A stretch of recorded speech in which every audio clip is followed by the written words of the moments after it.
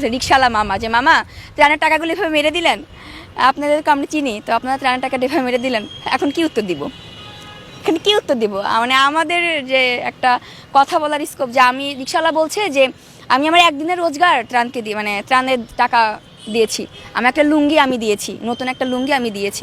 বলছে যে টাকা ব্যাংকে আছে, তো ব্যাংকে টাকা কেন থাকবে? এটা আমার ব্যক্তিগত অভিমত, যেটা ব্যাংকে কেন টাকা থাকবে? তাহলে কি ওই ব্যাংকের সুদ দিয়ে পরবর্তীতে বন্যা হবে, সেটার কাজে লাগানোর জন্য ব্যাংকে টাকা আছে? না, এটা আসলে আমি জানি না। আসলে আমি অনেক জেলাতে দেখেছি তারা বিতাড়িত হয়ে এসেছে, তারা বসতে পারেনি।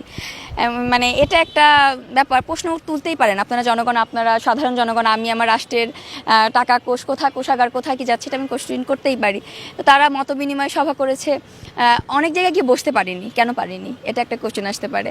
এরপরে তাদের যে একটা বাজেট থাকে, যে আমি একটা এলাকায় যাচ্ছি, আমার গাড়ি ভাড়া থেকে শুরু করে 15-16 দিন আমি একটা এলাকায় থাকছি, এটা একটা ভালো একটা বাজেটের একটা বিষয়। তো আমি কোশ্চেন করতে পারি যে এই বাজেটটা আসলে কোথা থেকে আসছে, এটা একটা আমি কোশ্চেন করতে পারি। এটা তো নিজ অর্থায়নে কখনোই না। এই যে আপনারা 10-12 জনের টিম নিয়ে যাচ্ছেন, এটা থাকা খাওয়া কোথায় যাচ্ছে, কীভাবে, কে দিচ্ছে, কে ট্রলার করছে? আপনি নিজে করছেন, আমি নিজে করছি? কখনোই তো না।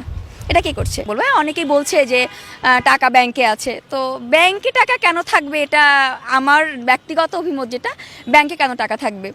তাহলে কি ওই ব্যাংকের সুদ দিয়ে পরবর্তীতে বন্যা হবে, সেটার কাজে লাগানোর জন্য ব্যাংকে টাকা আছে? না, এটা আসলে আমি জানি না। তারা বলেছে টাকাটা ব্যাংকে আছে, তাহলে হ্যাঁ, আমি নোয়াখালীতে ছিলাম, আমি ফেনীতে গেছিলাম, ওখানে অনেক আছে, বাড়িঘর আছে যাদের একদমই অবস্থা খারাপ, সেটা ঠিক করা উচিত, তারা সেই কাজে লাগাই দিক।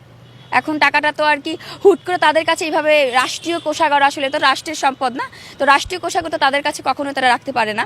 তো এটা আমি চাইবো যে যাদের মানে ওইখানে যারা বন্যা শেষ হওয়ার পরেও এখনও যাদের বাড়িঘর ভেঙে গেছে, ভেসে গেছে, এরকম কিছু মানুষের তালিকা করে আমি মনে করি যে তাদেরকে সাহায্য করা উচিত।